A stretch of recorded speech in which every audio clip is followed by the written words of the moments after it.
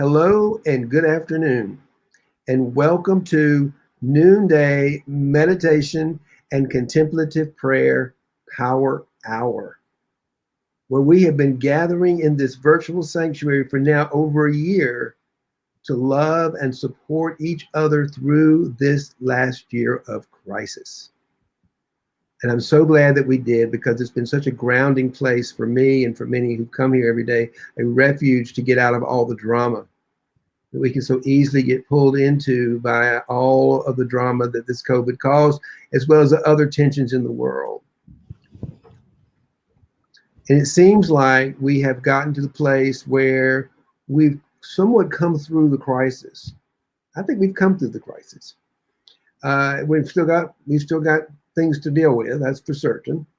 But there's a light at the end of the tunnel, as we say. And I know we're all feeling a little better about it. I know we're all different than we were a year ago. I know I'm feeling better about myself. And most people are feeling a little more patient, a little more grateful, a little more excited about life. And so now what are we going to do with all that? We're going to find people who inspire us to put this newfound self, this discovery of the truth of who we are and our sense of purpose and mission in the world. We're going to be hearing those. So this month, we're celebrating gay, bi, transgender men who are extraordinary men doing ordinary things that inspire us. And today I'm very excited to have on as our guest Randy Ford. Randy Ford and I met a few years ago at a National Gay and Lesbian Chamber of Commerce conference, and we became friends, and he became a client. And I don't know which is, they're both wonderful, because I'm friends with most of my clients, so kind of goes hand in hand, which is a nice thing about what I do. Yeah. And when this month came up to be celebrating extraordinary GBTQ men, I couldn't think of anybody more appropriate for this guest space than Randy Ford. So he's a wonderful storyteller, and I know there's nothing more healing, and that's what we're doing. We're healing right now. We're healing our wounds from last year, and maybe a lifetime. Really. So we're going to hear from Randy. I'm going to turn over the reins to him and let him talk to a little bit about how he became a storyteller and a master storyteller, and now he teaches and coaches people in how to become masters at storytelling. And I'm going to let him just tell his story from his view, and we'll go from there. So Randy, thank you for joining me today. Thank you for being here. And how did you get here? How does one become a master storyteller? Thank you, first of all, for having me, and more importantly, for doing this, because you're right. This has absolutely become an important space for lots of us over the past year. So thank you for everything you do. I'll go back to I grew up a theater kid, like I think probably a lot of gay closeted kids, especially in rural areas. I was in the South, and I loved doing theater at school and community theater. I got to college, and I was a speech theater minor, and I was all gung-ho, took my first acting class, auditioned for my first play, and realized, oh, this is a completely different environment. This is not for me. I don't fit in here. I also am not a good improver. So I had to fill my minor with more courses, right? So I took the public speaking courses, and then one intrigued me. It was just a storytelling 101 course, and we learned some of the basics and stuff. And then I will never forget the first time that I actually told to this class. I just did about 8 or 10 minutes about a recent family vacation that had some ups and downs, some funny moments, some sad moments, and it seemed to just kind of come natural. And at the end of it, one of the biggest compliments I've ever had in my career, and I was still a sophomore in college, was a girl in the front row, a young lady in the front row said, "Wow, I wish I had that on tape." And I was like, really? All I was doing was telling you about my vacation and how my mom and I thought we saw a hooker going into the theater. So then I was like, oh, maybe this is something I should take a little more seriously. So I did, and I started telling stories to local schools, community groups, and all through college. That was what I was doing. What I wanted to do as a career was journalism. And so when I started, I was working in radio a lot and covering state policy and politics, which is really hard to do, to fit get in a 30-second story, to fit in every detail about an intricate tax policy. And the only way. One second, I want to invite everybody. I see a number of people on the screen that are watching. I want to ask you to do me a favor and just type your name into the chat and say hello so I know you're here. Otherwise, I just see some numbers. And I'd like to know who you are. I want to say hello. And please feel free to comment, to ask questions. We want to create as much dialogue as possible. Randy is also not only a good storyteller, he's also a workshop facilitator. So we can ask questions and he'll respond. So please put in some comments and say hello, and so we know you're here and we know your name. Okay. Sorry, Randy. I just wanted to give. Oh, that's fine. That's a great thing. I would love to hear from the people here. So as a reporter, the only way I could really start to communicate those tougher issues was by connecting it to people. So telling the story of how this 1% increase in the sales tax is going to affect mothers, single mothers, or those kinds of things, and then. Working in news, I then fell backwards into working in politics. And I was with a member of Congress for 10 years in DC as his press secretary and then his chief of staff. And I realized later that also was kind of a crash course in storytelling in the same way, conveying to people why what we were doing impacted their lives. So now this is what I do. I call myself a storytelling strategist and a writer, and I help people take those tough issues or help them get unstuck in talking about what they do or who they are and who they want to be, and help tell that to the world, help them tell that to the world. Mm-hmm. Yeah. Because storytelling has kind of become a buzzword lately, a lot in the corporate world or even in the world of the social sector, and it can mean stories, it can mean anecdotes, but really, the deal is for me, storytelling is the oldest form of communication. We before we had language, before we had words, cave drawings were stories, and that's just the way that we have been wired as humans forever to take in information. And so it's not necessarily, when we say it's not the same as story time. So once upon a time there was a man named Martin. That can be good, and I know you're gonna you're living in your happily ever after, I hope, because we all want to get to that point. But it also is about understanding why we're wired that way and how that makes people act. The fact, I'm not a science person. I told you I was journalism and speech theater in college even, but there is this really cool science behind storytelling, and anytime we take in new information through any of our senses, any of the five senses, before we realize we heard it, it goes through a part of our brain called the neural story net that just literally fills in all the details that are unclear to us based on our own experiences. So if I told you, something about a cat, you may pick in your mind a childhood cat that you knew, and we may be talking about the very same thing, but in your mind this cat is orange, but really I'm talking about a gray cat. But we just have to be aware that whenever we're communicating at all, people are filling in those blanks based on their own experiences. Even if you're having an argument over who's doing the dishes, the partner or roommate or whomever you're arguing with on that has their own version of and our experience to the conversation. And so thing is one-sided. That can be frustrating. We think about the issues that are on lots of our minds and hearts lately going on in the world, and it's very easy for many of us to block out those people who don't agree with us. But what is really important is, to the point that we can, that we at least ask and try to understand their experience and what they're bringing to that conversation. It doesn't mean we have to think it's valid. We can still write them off and say, okay, well, you're an idiot. But, at least taking the chance to listen to it and try to process it is just as important as telling our own stories.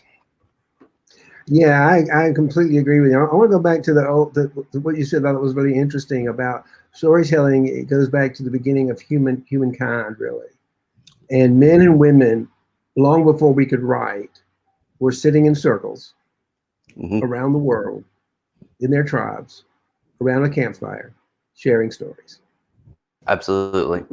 And that's how stories of myth came around. Mm-hmm. And if you know that, and they're usually stories like, I'm sure you're familiar with Joseph Campbell and the hero's journey.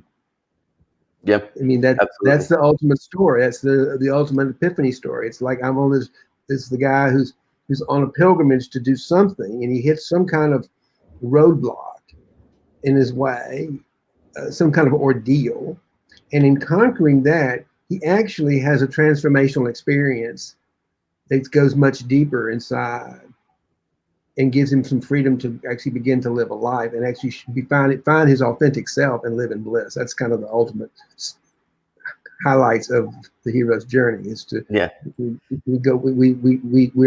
our life story is we're heading out, and that's why it's such a powerful way in. And you said something about business, why storytelling is so powerful in business, particularly in the business of entrepreneurs and coaches, because people as a coach, I know people don't buy my services because of my services.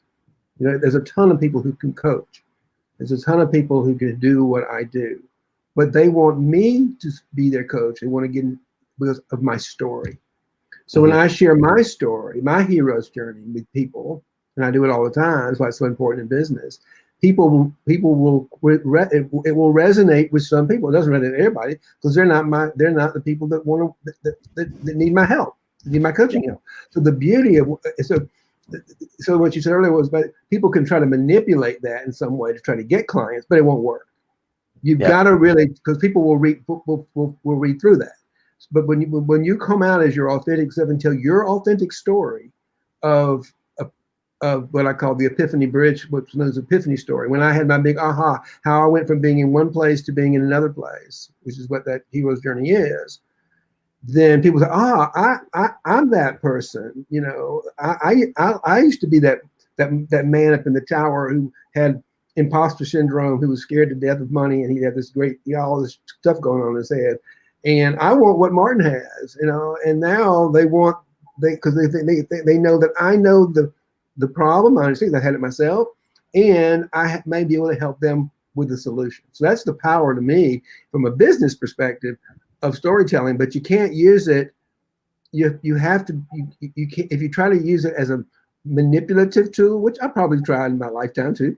We probably all have. Whether we probably all have, because the ego is not the ego. The shadow is not particularly intelligent. It's not, but it's clever. So it learned, oh my gosh, you start telling stories, you can make a lot of money. Well, not really. It's kind of like the law of attraction. If I go out and say I'm attracted to a Mercedes, I'll just start spiritually bypassing and asking for a Mercedes.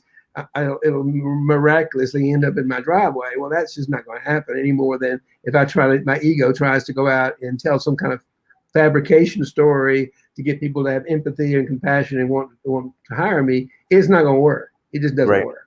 So you raise a great point about distinguishing yourself from other people by telling your authentic story. I worked with someone who is a massage therapist who was building a new website, and I said, why should I book a massage with you as opposed to the 1,000+ other massage therapists here in Chicago? And he didn't have an answer right away. It's a tough question. But as we digged deeper, I said, well, tell me about your first massage. When, without knowing it, I hit something, because he immediately started crying. Because it turns out the very first massage he ever got was on a whim after he had just gone through a bad breakup.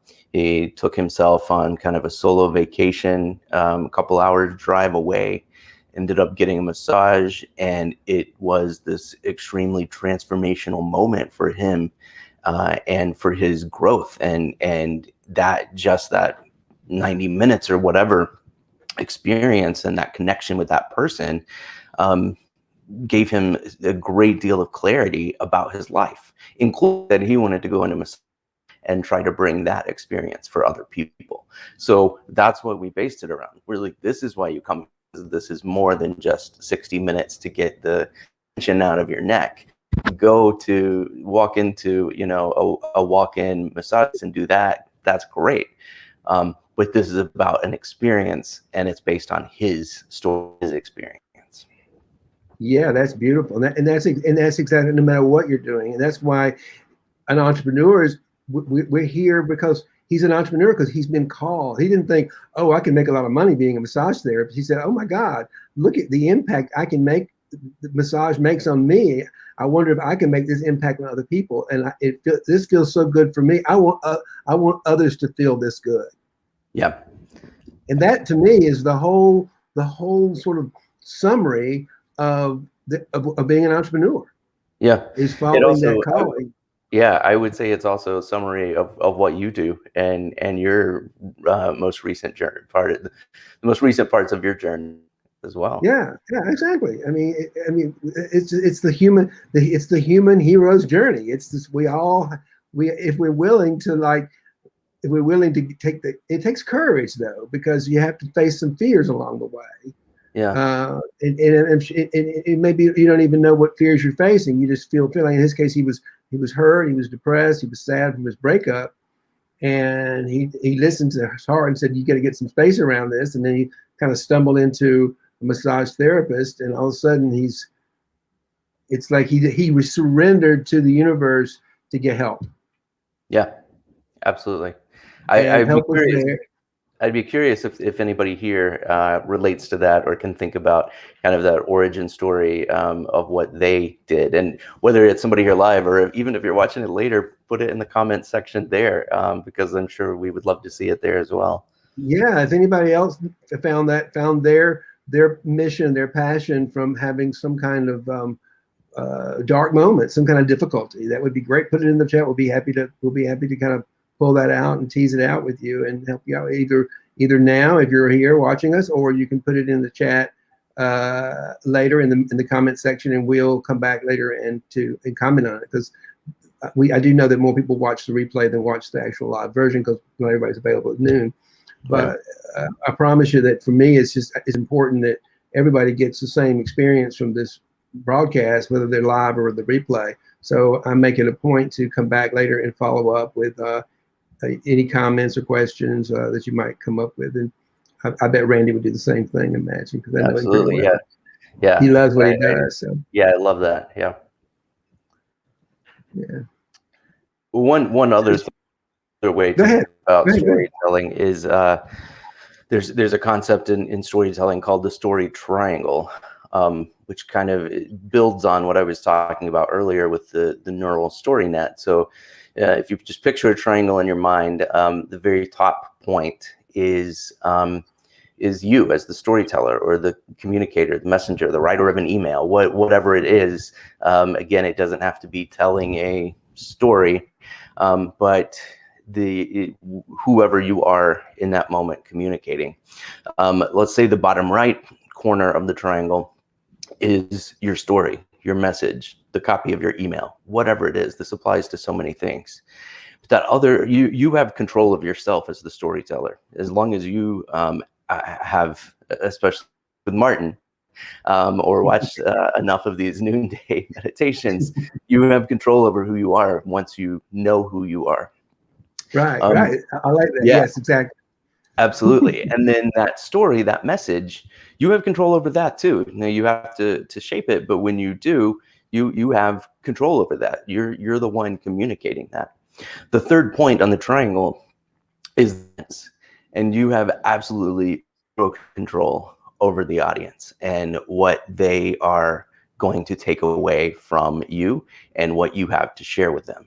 So the best that we can do is understand who they are to the extent that we can, and then just be our true authentic selves. If we share something and it turns out to be not of interest to somebody, we can't control that. They are bringing their own experiences to whatever this encounter is, and there's only so much that we can do. And so to stay on our journeys and be our true selves and tell our truths is the best we can do. And I would add one more thing on that.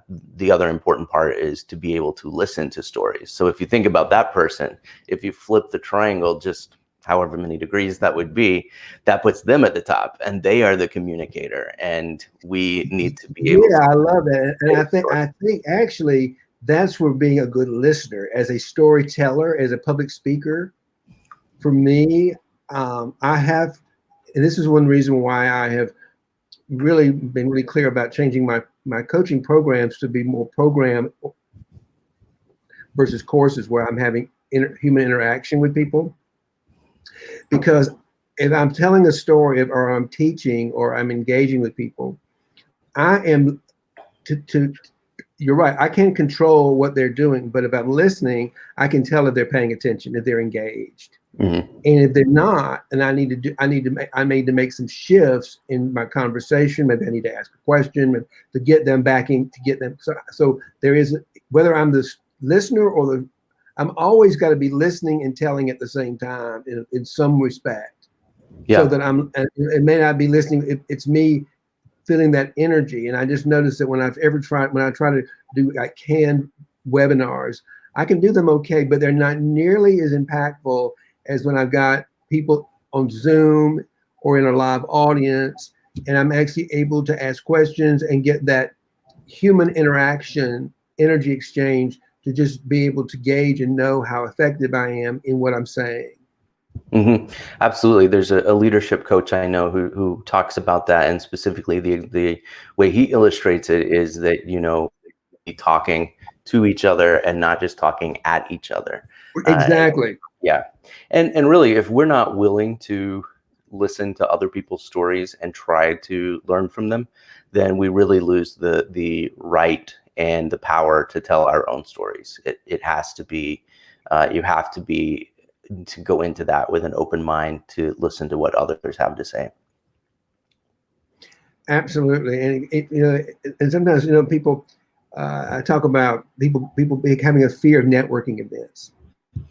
Back when we used to have networking events, and they say, "Oh, I'd be so worried people are not going to like me. They're not going to find me interesting. They're not going to want to buy my products." I hate networking events. I said, "Well, then shift the direction. Go with an intention to be more interested than interesting, and listen to their story. Get curious. Ask them their story. People love to tell you their story." And I guarantee you, as soon as you and don't just do it as a little technique, do it because you go into the party and you'll have more fun, interested and curious about who you're going to get to meet and what stories you're going to get to hear. And once you start doing that, I love going to parties like that. I really don't. I don't like just chit chat. I don't like just what I call cocktail party talk about nothing. So I make it an intention. I'm going to go in and find somebody who looks interesting, or maybe standing by themselves, and go up and ask them some questions to find out what their story is, and listen. I'm so fortunate because I have met so many lovely, wonderful people in the world by just practicing that curiosity of listening to understand, curiosity to know what makes that person tick, what makes them, what works for them, and that's just a journey. And so and then oddly enough, as soon as I'm interested, like you said, I'm interested in them. Tell me what you do. And now I'm not going to say, "Oh, I'm a prosperity," blah blah blah. They're like really on it. Well, what does that do? That they're engaged and they're listening to me. And now we've created a dialogue, and we've created a relationship that might lead into an opportunity for us to work together. Yeah, absolutely. Because if you think about those networking events, and sometimes business coaches or professors or whomever will say, go to those and leave with as many business cards as you have. as you can get. And I've always hated that, because then you look at them the next morning and you're like, I have no idea what these are, what they do, Right. you know, and you feel like you have to keep them, so they go in a drawer somewhere 3 years down the road. And you're like, well, I still don't know who they are. So if you're making that actual connection, and then I would give this tip at a networking event: immediately jot it down on the back of that business card. But if you leave with one business card of somebody that you had a meaningful conversation with and exchanged stories, what a better lead than that stack of business Right. cards that means nothing. Yeah. And you gave away 20 business cards and that other thing, you know, and that money comes out of your pocket. So if you can give, You're exactly. This is spot on, because I'd rather come away with one, maybe two cards where I really got to know somebody and really got to know, and also it saves us some time as a coach. I might start getting in calls. I'm like, this is not. I like this person, but they're not. Their story and who they are, I can't help this person. I don't I don't have any. There's nothing. I can just have a nice friendship. I've educated myself. I'm interested in them. I like them, but they're not the kind of they're not a candidate for the work I do, and that's good too. We don't waste everybody's time. Trying to hope because they're just a number. One of the qualified leads I got at a cocktail party of 50. So it works both ways. And I agree. You come away with one or two people that you really had some fun with. I call those good qualified leads and prospects. Then we've had fun, and we've got some people that we've gotten to know and trust us that might want to work with us, and we might want to work with them. It goes both ways, Yeah, and you've gotten more out of that event than just the standing around eating a cold crab cake part of the experience. I say that, but man, I'm ready to get back to events where I stand around eating a cold crab cake. So. I am too. They pass around all those crazy. I love that kind of food anyway. Yeah. And so, particularly, I don't drink alcohol, and that's usually flowing pretty freely at those kinds of things. So I really get to enjoy. We get to enjoy all those wonderful little things they pass around and taste and sample and all those kind of things. That's one of the nice things about all the NGLCC events. I'm looking forward to. They did call it M3 here in New York, and that's just a monthly get together at different places. And I live in New York City, or close by, and so we get to have these things, and these sponsors put us in these wonderful places, wonderful food and stuff like that, and it's just a great opportunity. So you got that, and you got all these wonderful, interesting entrepreneurs from the LGBT community getting to know each other, and it's just a real fun event. And I will say, of course, another important part of storytelling is to have a beginning, middle, and an end. So, kind of an end here. I'll put a button on that. That's where you and I met, as you mentioned, and it was through the networking stuff. And interestingly enough, it was the speed networkings where you get 15 minutes, and so we did go through and meet so many people that day. That's 2.5 years ago now. A year and a half ago, whatever it's been, who knows what time is anymore. But there are, out of all the people I met that week, there are 2 or 3 that I still have a connection to. Me too. You being chief among them, because we took that time and connected on a different level. And it was not just about, here is my brochure, this is what I do. We clicked in a different way and got more out at a real human level, because what it really is we realize we actually like each other and care about each other and want to get to know each other, and it's going to enrich our lives, both of our lives, and it has. Yes, it has. And that's what it's all about. All about business is just relationships with people that you get to know and trust and want in your life, in your orbit, and that's the beauty of that. And then with someone like you who can help people really articulate those stories in a good way.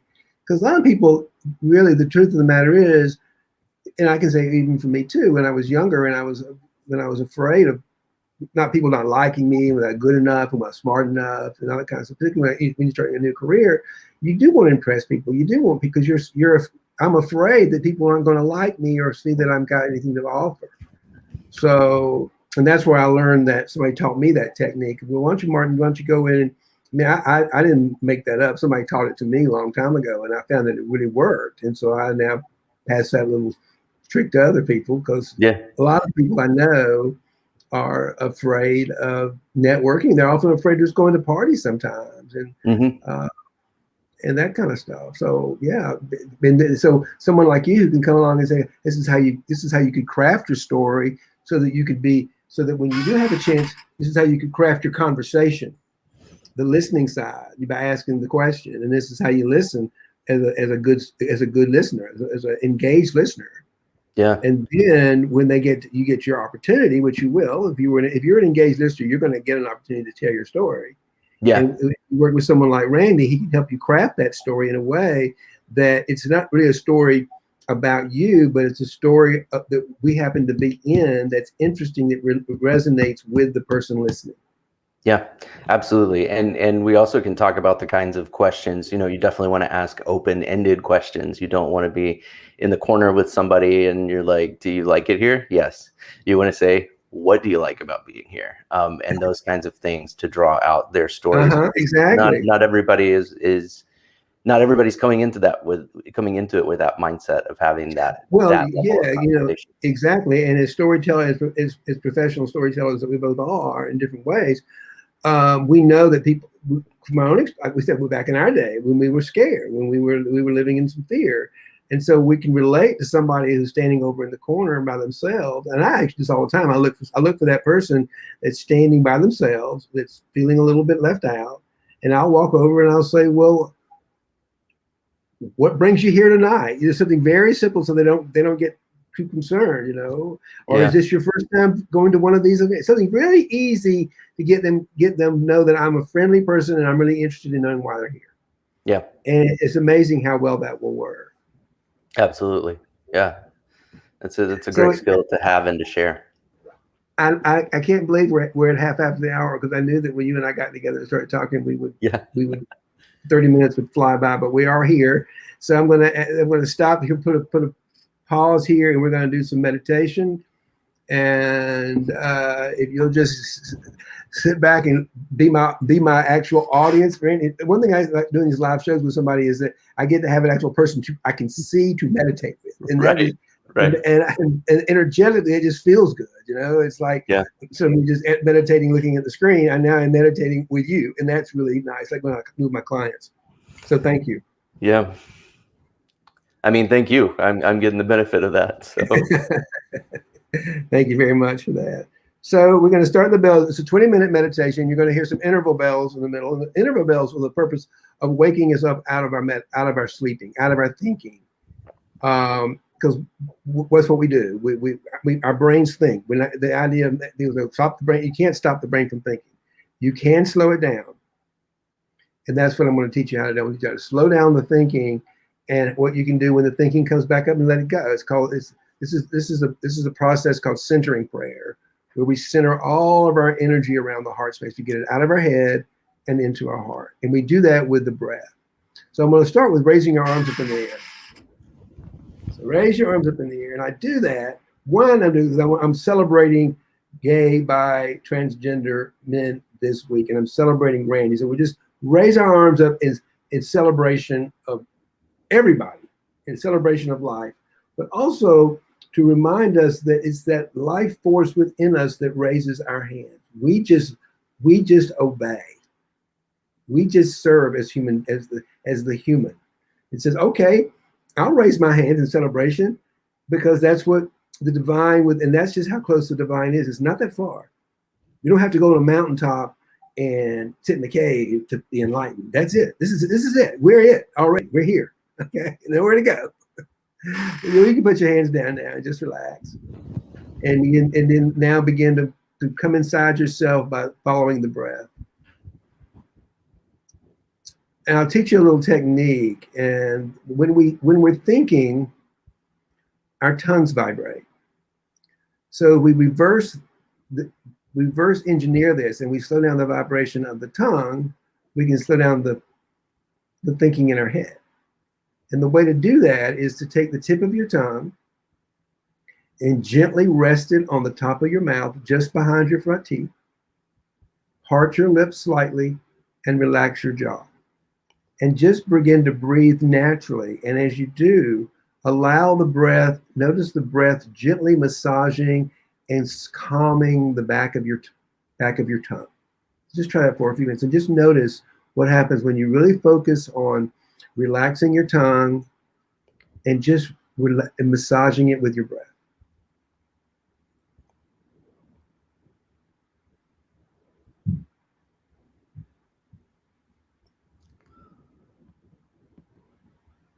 And just notice, it's a little hard sometimes to think and focus on your tongue being massaged by your breath at the same time. And just relax and just breathe naturally. And just notice the breath coming in through your nose, down the throat, massaging the tongue. Allow your rib cage and your heart space to expand, be open and vulnerable. And with your belly muscles, pull the breath more deeply into your belly. It's a way to ground you into the chair, into your body. And just feel the energy of the breath coming in with the nose, down the throat, massaging the tongue, opening the heart, anchoring in the belly. And to create a little bit more space, we're going to do 3 deep belly breaths, and then I'm going to be quiet, with the exception of the interval bells, for the duration of the meditation. So when you're ready, we're going to use our belly muscles to pull the breath in deep through the nose, down the throat, massage the tongue, open the heart, expand the belly, and pull the breath more deeply and hold it just for a second or two. Ready? Hold it. Now gently just let it go. Let everything soften and relax. And as you let the breath out, let every thought, every opinion, every judgment, every story, every belief you have about yourself, about me, about this world, let them go. Hold on to nothing. And gently allow your energy to just fall back with the breath into that enormous, loving heart of yours.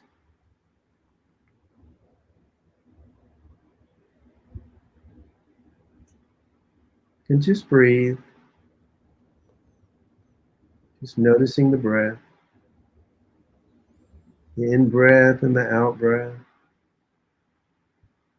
Kind of imagine the in-breath and the out-breath is just a way of giving and receiving love, because that's what we are. We're just love energy, creative love energy. We're going to do another deep belly breath. When you're ready, pull with your belly muscles, pull the breath in through the nose, down the throat, massage the tongue, open the heart, and anchor it in the belly. Ready? Taking a nice good one and just pulling a little bit more space in that belly.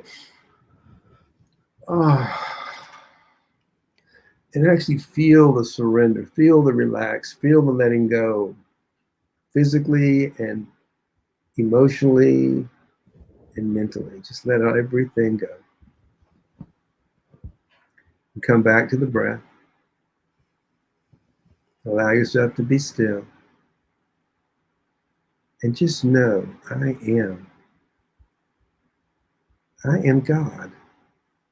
Not me, Martin. Not you, Randy. Not me, but I am. You are. That's the essence of who we are. Without our stories, without our thoughts, without our opinions. Which is pure love, radiant energy. We're going to do one more deep belly breath. And then we're going to be still for the rest of the meditation, except for the wake-up bells. So with your belly, pull the breath in, down the throat, massage the tongue, open the heart space, anchor your belly, your breath into your belly for a second to ground yourself in the chair, and let go of any remaining thoughts, opinions, beliefs about what's good or bad, right or wrong. Let it all go.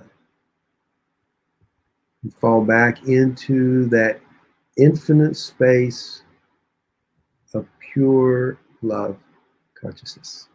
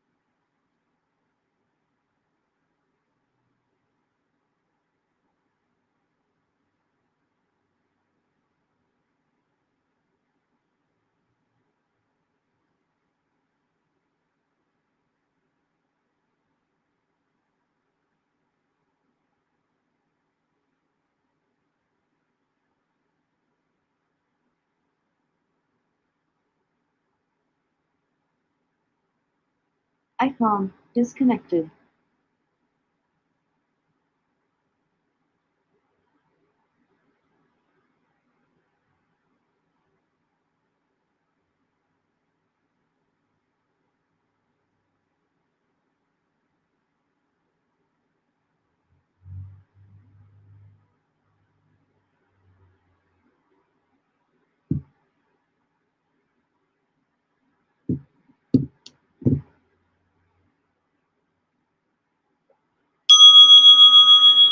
There's one of those sweet wake up bells to wake us up out of our thinking, our sleeping, our worrying, our planning. And the invitation is just to smile with gratitude for that brilliant brain, for all that it does, and just let it go. Fall back into that emptiness, that infinite space of unconditional love.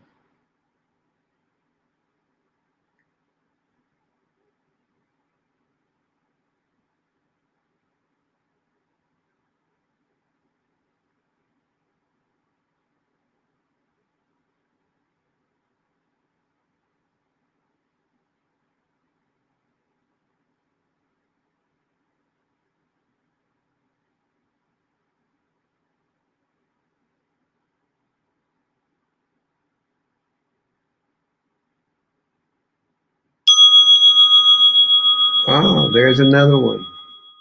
Waking us up. Just reset, let it go, and reset, and allow yourself to fall back more deeply into that infinite, unconditional love consciousness.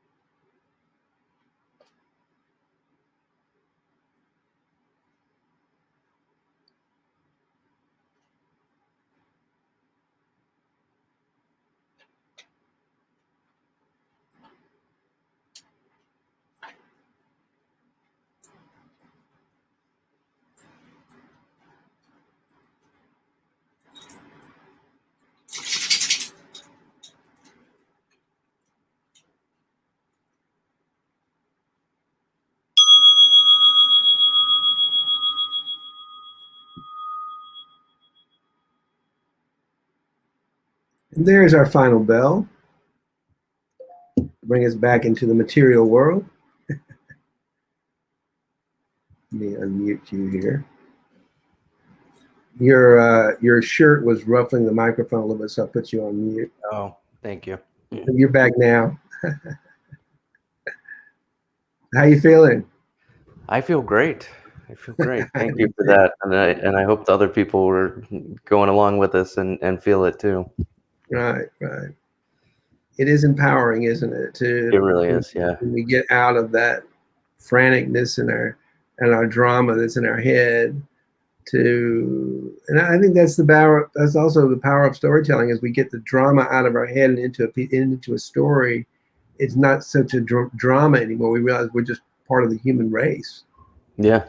We're on this wonderful journey together, and we have a chance to share it with each other and listen to each other, and that's powerful. Yeah, absolutely.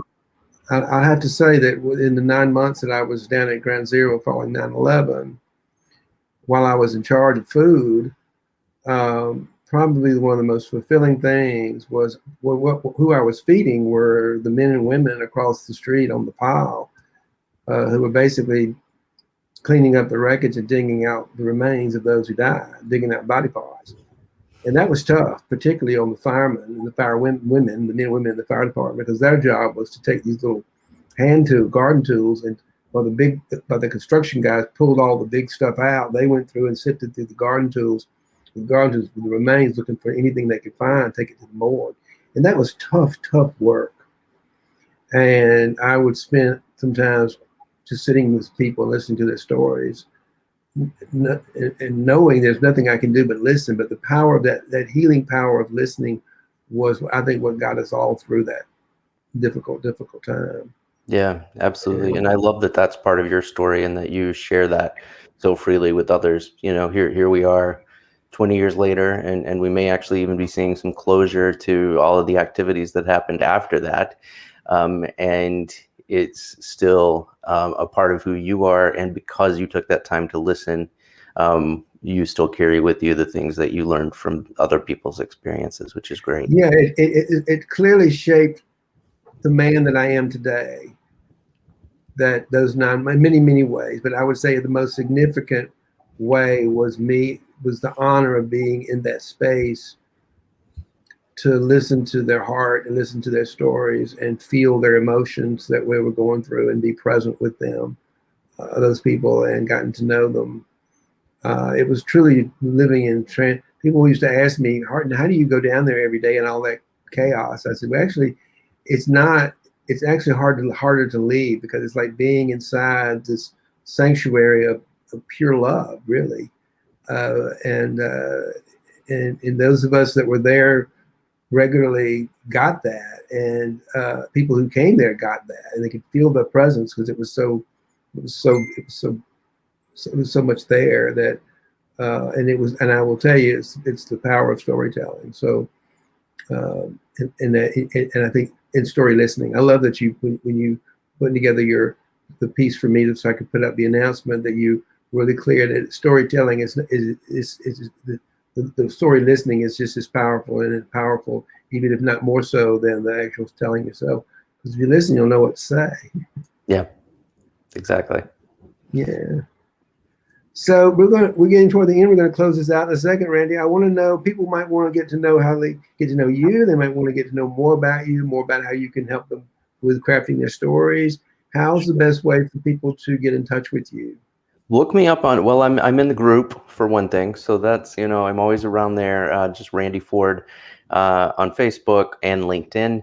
My company is called First Story Strategies. So you can also find out more about me at firststorystrategies.com, and drop me a note there if you'd like. I love chatting, and I love getting together for face-to-face one-on-one meetings, especially with people from everywhere. So yeah.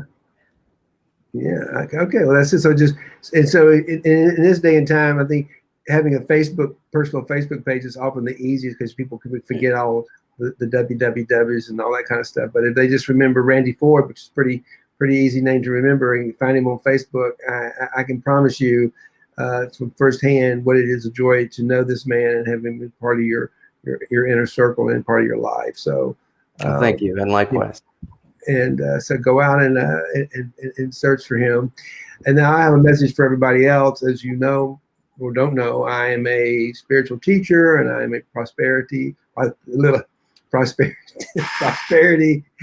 mindset coach, working primarily with gay, transgender, and bisexual men, specifically entrepreneurs and business owners, and maybe some corporate leaders as well. But I've created a Facebook group specifically for us to look at it, share stories, and look at some of our issues and some of our conflicts. It's called the Financial Heart Space Facebook group. It's called Financial Heart Space for Gay, Transgender, and Bisexual Men. And I'd love for you, if that's you, to join us in that. That's what Randy was referring to join us in that group where we share stories and we help. It's a safe space for us. Now, I also want to point out to you that I have another Facebook group that welcomes everybody, and I welcome you to that. It's called the Financial Mystic Sanctuary, and in there we do all sorts of we do much of the same thing. It's just it's a little more open, and it doesn't deal with specific issues that GBTQ men deal with, particularly GBTQ entrepreneurs. So if you don't fit into that specific group, please join us in the Financial Mystic Sanctuary, and I'm going to be doing a workshop over there in a few weeks, a live workshop on a Saturday afternoon. It's going to be the shadow work method for solving problems. I've created a worksheet that it takes every problem and turns it into finds a solution from I can't think of the word, a metaphysical perspective. So I'm going to be teaching that worksheet, and anybody can use it. So if you want to learn how to solve problems from a spiritual perspective and how to tap into the universal law of abundance to solve your problems, tune in for that. And that's going to be in the Financial Mystic Sanctuary, and everybody's welcome to come join us over there. So that's what I got going. And Randy, do you anything else you want to say before we close this out? No, I just look forward to seeing everybody in the groups. And again, would love to have anybody comment or ask questions as they watch this, and get some dialogue going. Yeah, I agree, especially around storytelling, because it's a powerful tool if you do it from your authentic self, and it's fun. You get to know yourself in the whole process. So thank you for that, Rain. Thank you for the offer, and I will see you in a second. But in the meantime, may love and prosperity prevail.